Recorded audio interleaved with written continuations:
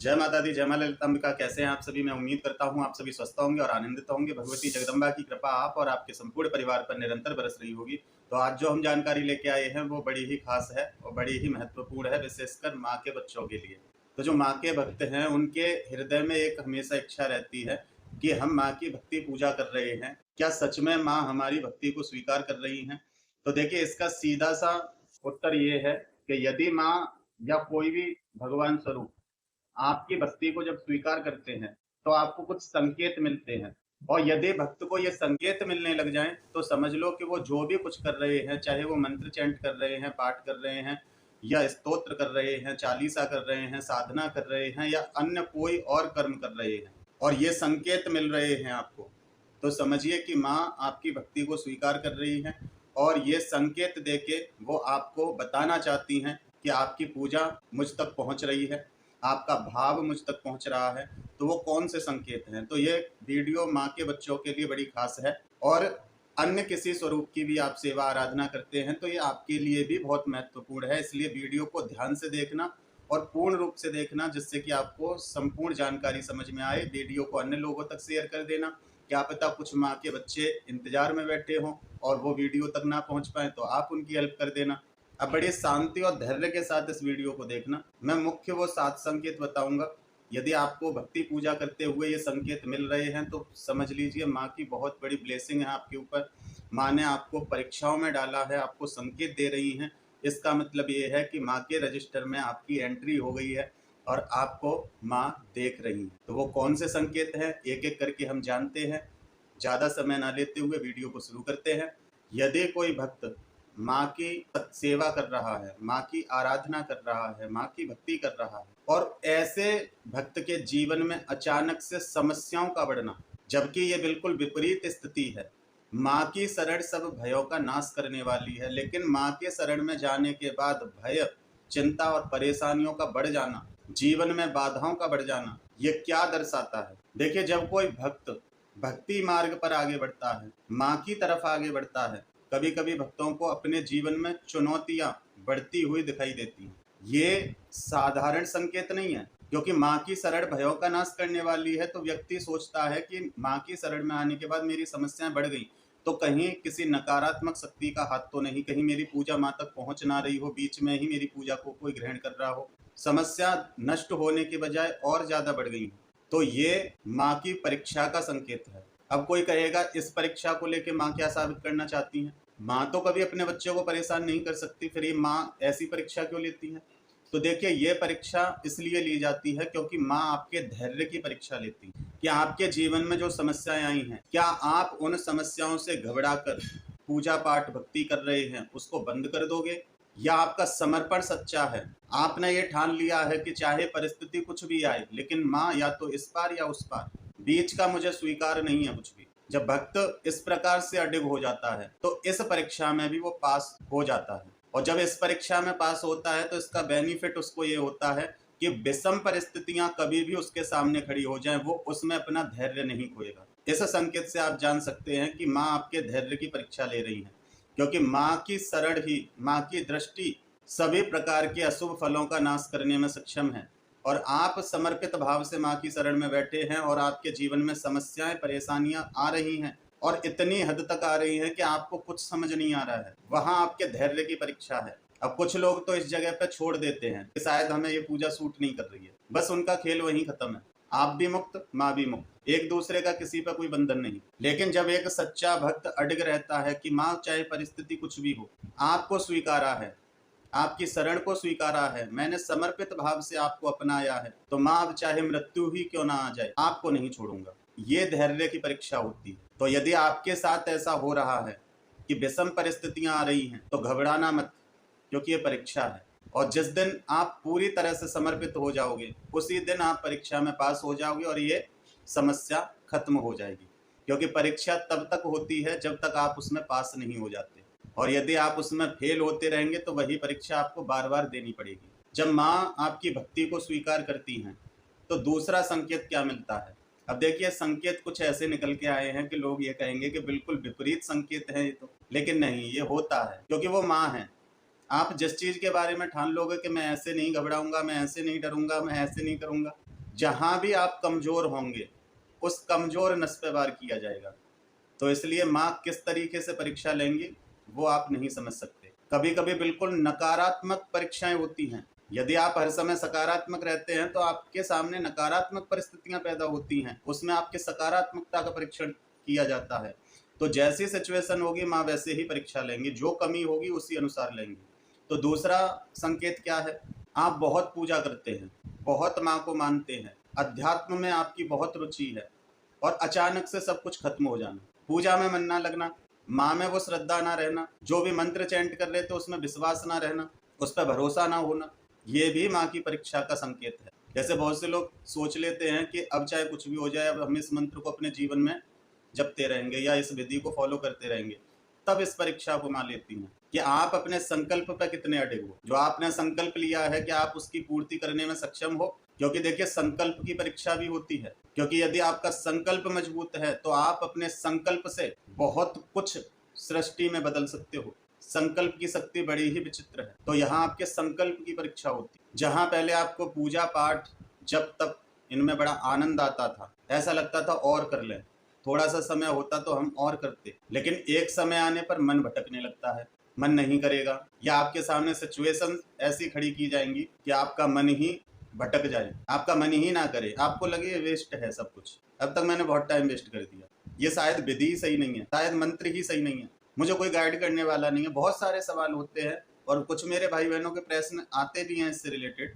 तो अब कमेंट में तो इतना समझा पाना बड़ा मुश्किल सा होता है, लेकिन वीडियो में आपको समझ में आ जाएगा। ये भी माँ की परीक्षा का ही संकेत है कि वो आपकी पूजा स्वीकार कर रही हैं, आप उनकी दृष्टि में हो। क्योंकि जो स्कूल जाएगा पेपर वही देगा, घर पे बैठ के पेपर नहीं होते हैं, है ना। फिर घर पे बैठ के यदि कोई पेपर दिलवाएगा तो फिर पेपर देने का कोई महत्व ही नहीं है। ऐसे ही जब आपकी परीक्षा चल रही है उसमें माँ आपको सपोर्ट करेगी तो परीक्षा लेने का कोई मतलब ही नहीं है, फिर तो आप पास होने ही हो।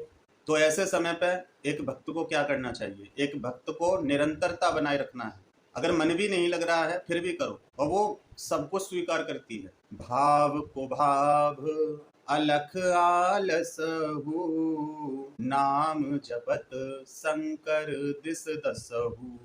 चाहे भगवान का नाम भाव से लिया जाए चाहे कुभाव से, चाहे मन से लिया जाए चाहे बिना मन के लिया जाए, चाहे बुद्धि का बोध होने के बाद लिया जाए चाहे बुद्धि से अनभिज्ञ होने पर लिया जाए, चाहे संसार के बारे में आपको जानकारी है तब लिया जाए, चाहे आप बिल्कुल अबोध बालक हो तब लिया जाए, नाम का फल, भक्ति का फल ये कभी नष्ट नहीं होते हैं। इसलिए निरंतरता बनाओ।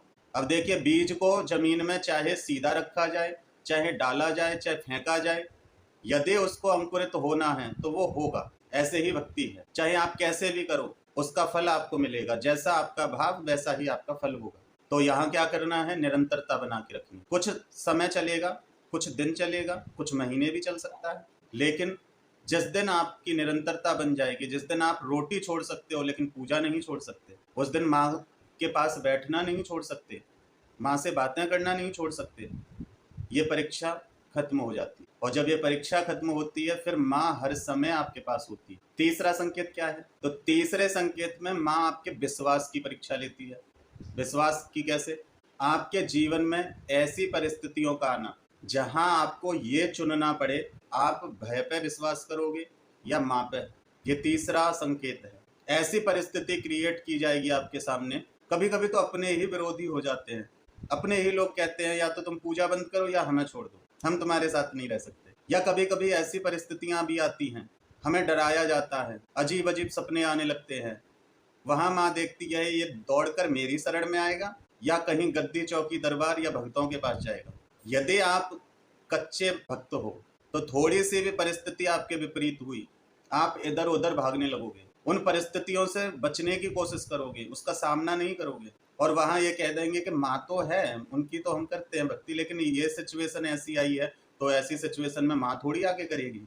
बहुत सारे लोगों के मन में, वो अपने मन को संतुष्ट करने के लिए उस टाइम कुछ भी सोच सकते हैं, कुछ भी बात बना सकते हैं। आपके भय से आपका सामना कराया जाता है। जिस जिस चीज का भय आपको है जीवन में, वो सारे भय एक एक करके आएंगे। भय रिश्तों का टूटने का भय, अपनों के दूर जाने का भय, किसी अपने को खोने का भय, अपने शरीर का नष्ट होने का भय। यदि आप भूत प्रेतों से भी डरते हैं तो भूत प्रेत आदि का भय।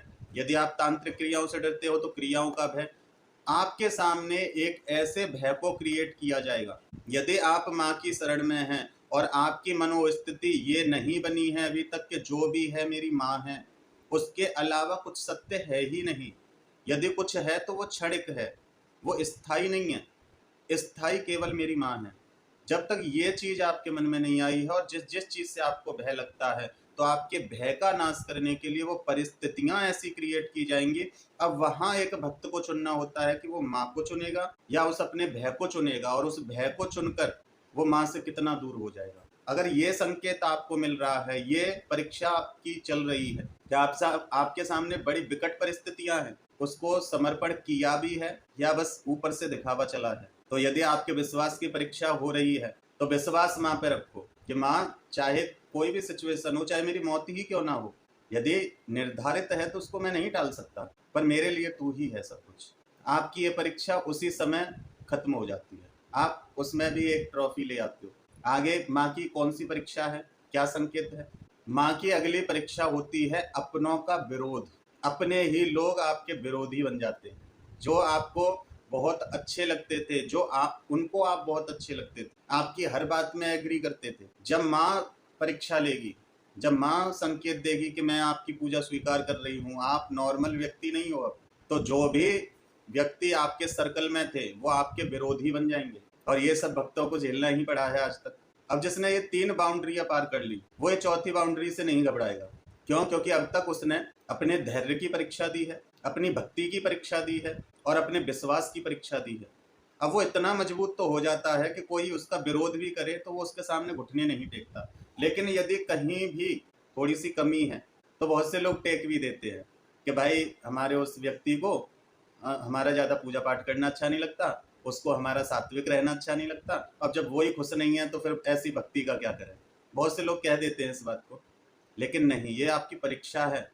जब एक बार आप परीक्षा में पास हो जाओगे तो जो विरोध आज कर रहे हैं वो आपके पक्ष में खड़े हो जाएंगे और वही लोग कहेंगे हमें पता था तुम कर लोगे, हमें तो शुरू से पता था। जैसे ही आप ऊपर उठे, नीचे के जितने भी लोग हैं सब आपको सपोर्ट करने के लिए चले आएंगे, लेकिन पहले होगा विरोध। क्योंकि माँ ये दिखाती है, देख तेरा कोई भी नहीं है, जो हूँ वो मैं हूँ और कोई नहीं है तेरा। क्योंकि भगवान ने भी तो समझाया अर्जुन को, जब अर्जुन कह रहे थे, गांडीव फेंक दिया अर्जुन ने कहा मैं प्रभु इनको कैसे मारूं, ये मेरे पितामह भीष्म हैं, मेरे गुरु द्रोणाचार्य हैं, मेरे गुरु कृपाचार्य हैं, मेरा भाई कर्ण है, मेरे कौरव भाई हैं, ये संपूर्ण मेरे अपने ही हैं, और एक राज्य के लिए मैं इनको मार दूं। तब अर्जुन ने कहा रुधिर तन भोगों के लिए अपनों का रुधिर बहाऊं, कैसे पूजनीय हैं जो भीष्म पितामह, उन पर धनुष चढ़ाऊं, कैसे पूजनीय है जो भीष्म पितामह, उन पर धनुष चढ़ाऊं कैसे। हे प्रभु मैं इन्हें कैसे मार सकता हूँ? तब भगवान कृष्ण ने कहा कौन्तेय, ये तेरे अपने नहीं है, तेरा अपना तो मैं हूँ बस। क्योंकि अगर ये तेरे अपने होते तो तेरे विरोध में खड़े नहीं होते, ये तेरे पक्ष में खड़े होते, लेकिन ये तो तेरे विरोध में खड़े हैं, तो ये तेरे अपने कैसे हुए? और कौन्तेय तुम अपना कर्म करो, ये युद्ध तुम नहीं लड़ रहे हो, ये युद्ध मैं ही लड़ रहा हूँ, तुम नहीं मारोगे तो मैं इनको मारूंगा, लेकिन ये कर्म तुम्हारे हाथों से होना है, इसलिए तुम गांडीव तो उठाओ, युद्ध तो मैं ही लड़ूंगा। तो कहने का तात्पर्य क्या है? माँ दिखाती है, चेहरे दिखाती है लोगों के, देख कोई तेरा अपना नहीं है, बस ये रिश्ते हैं, कोई किसी न किसी स्वार्थ से तुझसे जुड़ा है। क्योंकि ये स्टेजेस आप पार करते हो ना, तभी आप वैराग्य तक जा पाते हो। ये आपको सत्य का ज्ञान कराने के लिए माँ परीक्षा लेती है। यदि आपने एडमिशन लिया है माँ के स्कूल में तो वो आपकी परीक्षा लेगी, और केवल आप ट्यूशन पढ़ रहे हो, 5 मिनट वाली पूजा चल रही है, 10 मिनट वाली चल रही है, भाव की भी कमी है, विधि की भी कमी है, तो वो ट्यूशन है। बस वहाँ से ये है कि थोड़ी बहुत आप अपने जीवन में बदलाव कर सकते हो, बाकी माँ की परीक्षाओं में नहीं उतरे हो। लेकिन यदि ये परिस्थितियाँ आपके सामने बन रही हैं, बहुत अच्छी बात है, क्योंकि माँ की परीक्षाओं में आना ये बहुत बड़ी बात है। अगला संकेत क्या है परीक्षा का?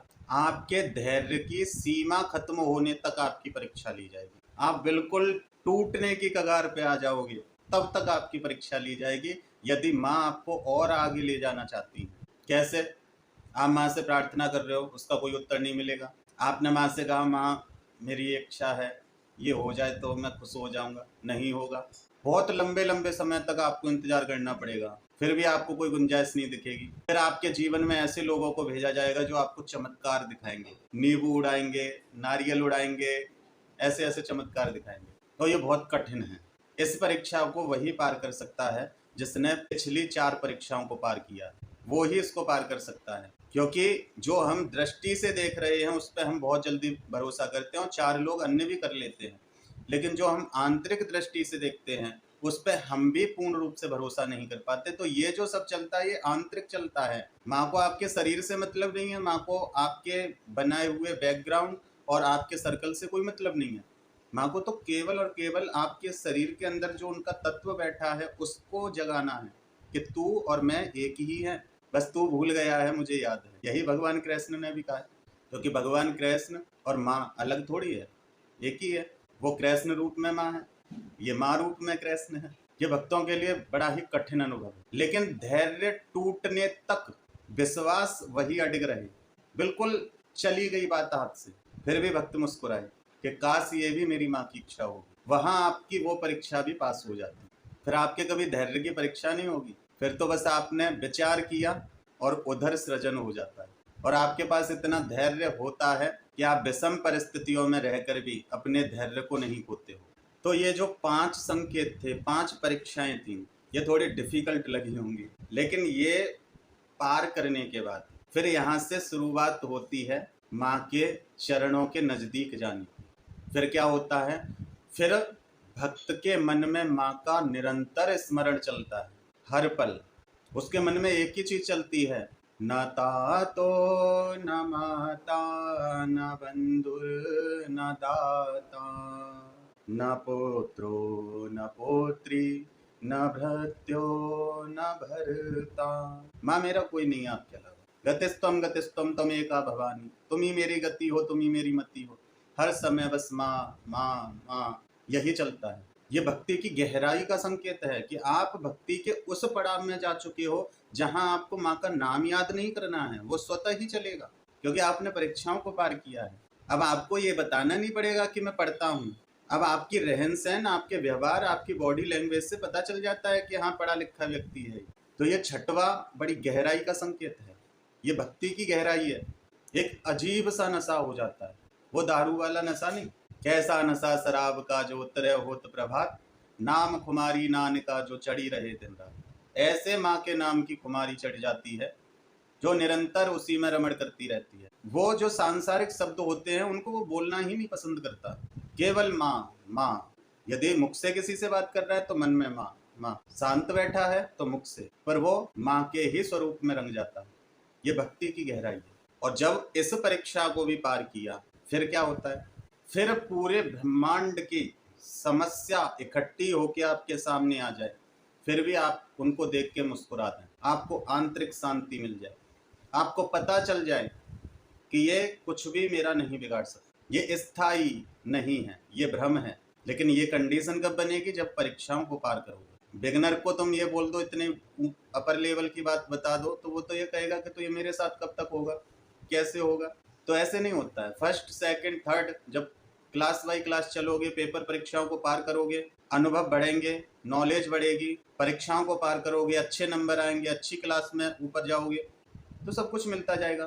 कितनी भी विकट समस्या आ जाए, भक्त कभी घबराता नहीं है जिसने परीक्षाओं को पार किया हो। और जो भ्रम पाल के बैठ गया हो कि मैं बहुत सच्चा भक्त हूँ, मैं माँ का बच्चा हूँ, मैं ये हूँ, मैं वो हूँ, तो वो थोड़ी सी प्रॉब्लम से घबरा जाएगा। और सबसे बड़ी बात, इस विषम परिस्थिति में भी आने के बाद, जब पूरा ब्रह्मांड एक तरफ और आप एक तरफ, अभी तक तो बस आसपास का ही चल रहा था, फिर ब्रह्मांड की सभी शक्तियां भी आपकी परीक्षा लेने के लिए खड़ी होती हैं। जितनी बड़ी क्लास में जाओगे उतनी ही मेहनत करनी पड़ेगी, लेकिन यहाँ माँ का सपोर्ट मिल जाता है, क्योंकि माँ की परीक्षाओं को तो आपने पार कर लिया। अब माँ आपको चीटिंग कराती है। जब आपको साहस की जरूरत होगी वो आपको साहस देगी, जब आपको युद्ध लड़ने की जरूरत होगी तब वो अस्त्र भी देगी, जब किसी से अपने मन का कार्य करवाना है तब वो आकर्षण भी देगी, वो सब कुछ प्रदान करेगी। एक आंतरिक शक्ति आपके अंदर जागृत हो जाएगी। जैसी सिचुएशन होगी आप वैसे ही रिएक्ट करोगे,